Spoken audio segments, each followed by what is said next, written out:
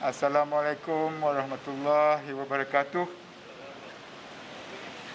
Saya mulakan sidang media hari ini dengan merakamkan setinggi-tinggi penghargaan dan terima kasih kepada Menteri Kanan Pendidikan Yang Berhormat Datuk Dr. Razi Jidin atas komitmen beliau untuk sekali lagi meluangkan masa bersama warga Kementerian Pertahanan dan Angkatan Tentera Malaysia pada hari ini. Ini merupakan pertemuan kami yang kedua, di mana semasa pertemuan pertama pada 15 September lepas, saya telah suarakan jaminan kepada beliau bahawa Mendef sedia bekerjasama rapat dan membantu Kementerian Pendidikan Malaysia demi memastikan pembukaan sesi persekolahan dalam masa terdekat berjalan dengan lancar di sekolah-sekolah, khususnya di sekolah-sekolah di dalam kem-kem ATM. Sebelum saya jelaskan lebih lanjut tentang kerjasama dan permulaan pelan imunisasi COVID kebangsaan remaja hari ini, izinkan saya serahkan dahulu sidang media ini kepada Yang Berhormat Datuk Razi Jidin, sekurang-kurangnya untuk beliau menerangkan perjalanan yang telah pun dilaksanakan oleh KPM, satu keputusan yang cukup berani, memerlukan komitmen dan kesungguhan daripada khususnya KPM. Tapi saya percaya dengan kerjasama semua pihak yang lain termasuk Mendef dan ATM bukan sahaja memberi semangat kepada Yang Berhormat dan pasukannya, tetapi pada masa yang sama untuk memastikan bahawa apa yang dirancang dan apa yang telah pun bermula khususnya hari ini berjalan dengan lancar. So sila YB. Terima kasih Datuk Seri. Assalamualaikum warahmatullahi wabarakatuh dan salam sejahtera.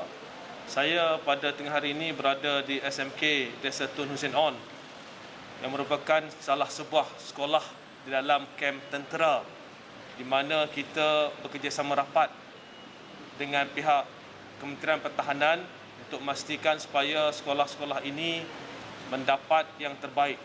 Dan pada hari ini saya bersama Menteri Pertahanan melawat program vaksinasi COVID-19 kebangsaan untuk remaja di sekolah ini dan merupakan permulaan bagi pihak Angkatan Tentera untuk melaksanakan vaksinasi di sekolah-sekolah di dalam kem yang lain. Terdapat 38 buah sekolah di seluruh negara dan saya mengambil kesempatan ini mengucapkan jutaan terima kasih kepada pihak Kementerian Pertahanan di atas kerjasama yang diberikan.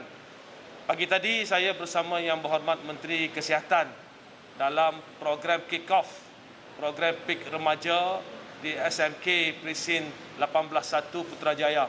Dan jika kita lihat, kami di KPM amat bertuah dengan kerjasama rapat daripada Kementerian Kesihatan, MOSTI, Kementerian Pertahanan dan seluruh ekosistem pendidikan negara bagi memastikan supaya kita dapat memulakan sesi persekolahan dan pada masa yang sama vaksinasi untuk anak-anak kita yang bersekolah ini berjalan. Dan insya-Allah dengan kerjasama semua kita yakin sesi persekolahan yang akan bermula secara berperingkat mulai 3 Oktober akan dapat dilaksanakan dengan lancar dan teratur insya-Allah. Terima kasih.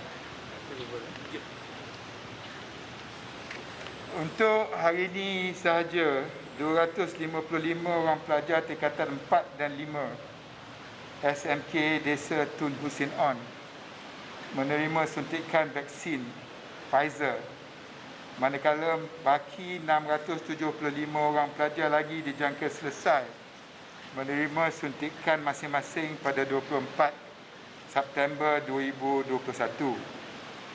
Sudah tentunya SMK Tun Hussein On membawa erti dan maknanya kepada saya secara peribadi. Tetapi 4 buah lagi sekolah menengah di dalam kem-kem ATM, iaitu Maktab Rendah Sains Mara, Kem Terendak Melaka, SMK Kem Terendak Tanjung Pengelih, Johor, juga merupakan antara sekolah-sekolah yang kita beri perhatian. Pada masa yang sama, saya ingin maklumkan bahawa Maktab Tentera Diraja MTD di Kem Sungai Besi, Kuala Lumpur turut berada di bawah tanggungjawab ATM. Sehubungan itu, program vaksinasi remaja untuk pelajar MTD akan dilaksanakan pada minggu kelima bulan September, iaitu sebaik saja kesemua 504 orang pelajarnya kembali melaporkan diri pada 27 September ini. Pihak media untuk pendekatan nasional kebangsaan kita, izinkan saya mengambil kesempatan hari ini untuk memaklumkan bahawa esok akan diadakan mesyuarat kedua Menteri Kuartet, iaitu 4 Menteri, diri saya sendiri, Menteri Kesihatan, Menteri Kewangan dan Menteri Komunikasi, untuk kita bermesyuarat. Dan tumpuan kita ialah pertama, apa perkembangan dalam usaha kita memudahkan SOP yang sedia ada dengan target mengurangkan 181 SOP kepada 10 yang saya telah sebutkan minggu lepas. Pada masa yang sama, Menteri Pelancongan Yang Berhormat Datuk Seri Hajah Nancy serta Menteri Belia dan Sukan Yang Berhormat Datuk Seri Ahmad Faizal Azumu turut dijemput ke mesyuarat ini. Kementerian Pelancongan akan maklumkan kepada kami status terkini projek Perintis Travel Bubble Langkawi dan potensi gelembung pelancongan yang lain. Manakala Kementerian Belia dan Sukan akan memberi taklimat mengenai potensi kelonggaran lain dalam sektor sukan. Dalam pertemuan berikutnya minggu depan, kami akan menyebut sekiranya Menteri Sudi menerima, Menteri Kanan Pendidikan Yang Berhormat Datuk Razi Jidin pula untuk memberi taklimat kepada Menteri Kuartet ini mengenai pelaksanaan vaksinasi bagi pelajar serta perkembangan terkini proses yang dilaksanakan KPM dalam pembukaan sekolah mereka. Jadi jelas apa yang kita lihat ini merupakan kerjasama inklusif semua pihak-pihak yang telah pun diberikan tanggungjawab dan amanah. Dan saya yakin telah pun terbukti di antara Mendef dan KPM hari ini, usaha sebegini rupa penting kerana nak meyakinkan begini ramai ibu bapa dan pelajar, rakyat di luar sana untuk menyokong dan membantu kita menjayakan satu agenda yang cukup penting kepada masa depan bukan saja anak-anak kita, tetapi pada masa depan negara dalam sektor-sektor yang kita diamanahkan untuk memimpin, merupakan sesuatu yang memerlukan kerjasama daripada semua pihak. Jadi sekali lagi saya ucapkan terima kasih kepada media, saya ucapkan terima kasih kepada Menteri Pendidikan dan pada Kementerian Pendidikan, terima kasih kepada Mendef dan juga ATM, Datuk KSU PAT ada bersama dengan kita hari ini, Datuk Razi. Jadi ini semua menunjukkan bahawa komitmen kita kepada usaha Kementerian Pendidikan tidak berbelah bagi, insya-Allah. Nak tambah lagi? Cukup? Dah cukup? Kalau ada soalan. Ada soalan tak? Assalamualaikum, Hussein. Ya. Terima kasih soalan. Kalau boleh, nama saya nak minta diberikan kepada Dr. Aziz Abu mengenai remaja serta vaksinasi remaja di sekolah pendidikan yang bagaimana.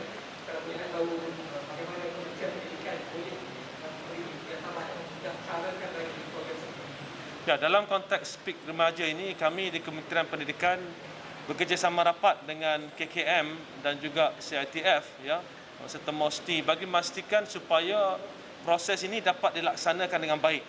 Antaranya adalah untuk kita membolehkan penggunaan sekolah-sekolah sebagai PPV, ya, sekolah-sekolah yang didapati sesuai kita boleh benarkan untuk digunakan sebagai PPV dengan bantuan-bantuan logistik yang kita boleh berikan. Dan pada masa yang sama juga kita memberi bantuan sukarelawan dalam kalangan guru untuk memastikan supaya proses itu dapat berjalan dengan baik. Kita juga membantu dari sudut pendaftaran. Murid-murid membantu mereka untuk program vaksinasi ini. Jadi dalam konteks kita pada tengah hari ini, kita boleh lihat bagaimana kami bekerjasama dengan pihak Kementerian Pertahanan juga untuk menyusun supaya program di sekolah-sekolah di bawah Kementerian Pertahanan ini, di dalam kem Kementerian Pertahanan ini dapat melaksanakan program PIK remaja ini dengan teratur, tersusun dan kita dapat siapkan dalam tempoh yang terdekat. InsyaAllah.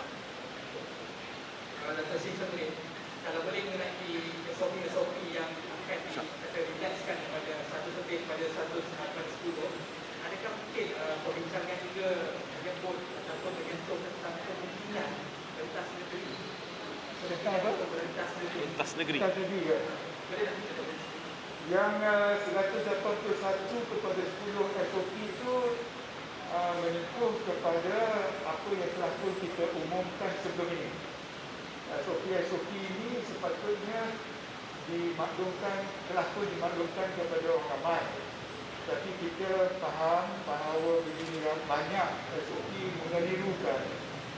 Jadi usaha kita untuk mempergunakan supaya orang ramai faham apa yang telah pun diputuskan. Mengenai pelonggaran atau kemudahan merentas negeri dan juga pendekatan baru, contohnya dalam gelombang pelancongan destinasi baru atau aktiviti baru yang ada kaitan dengan media dan sukan. Kita akan bincangkan dengan menteri-menteri berkenaan esok.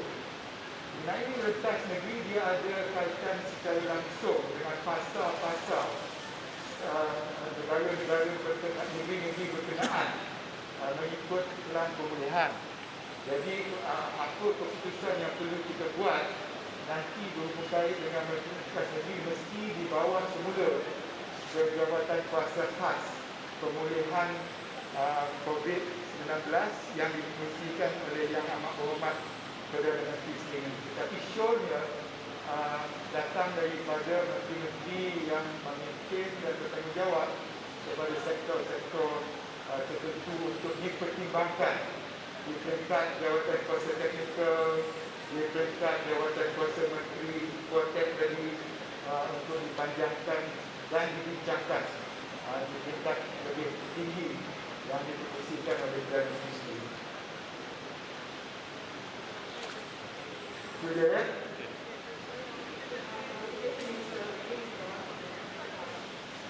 Dengar. What is the process for registration of kids now?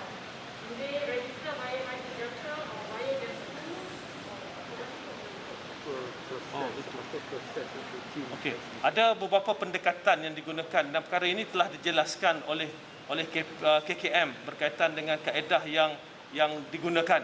Dan dalam konteks kami di KPM, apa sahaja pendekatan yang hendak digunakan itu kami akan membantu ya bagi memastikan supaya pendaftaran ini dapat dilaksanakan dengan baik. Jadi proses terperincinya telah dijelaskan oleh KKM berkaitan dengan pendaftaran anak-anak kita. Terima kasih.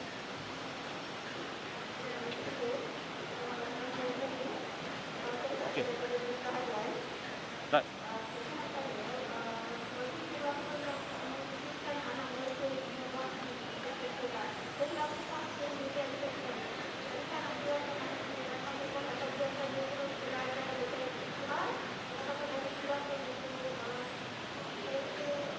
Okey, ini yang tak nak divaksinkan. Ibu bapa tak benarkan.